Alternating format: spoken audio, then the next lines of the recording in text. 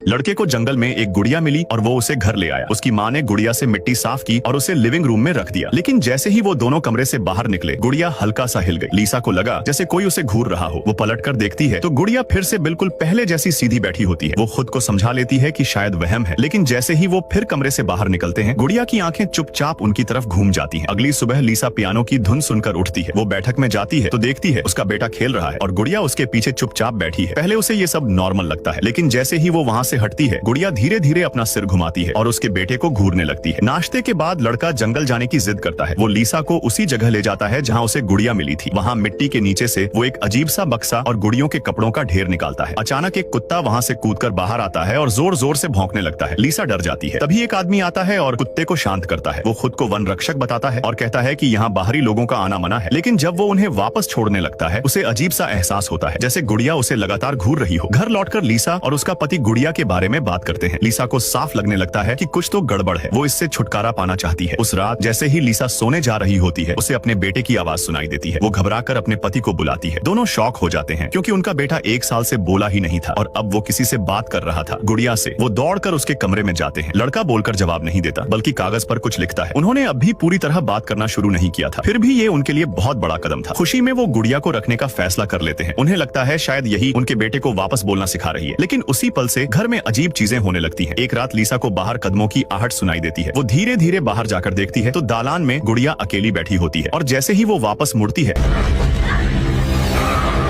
और फिर video like करने पर पार्ट 2 मिल जाएगा।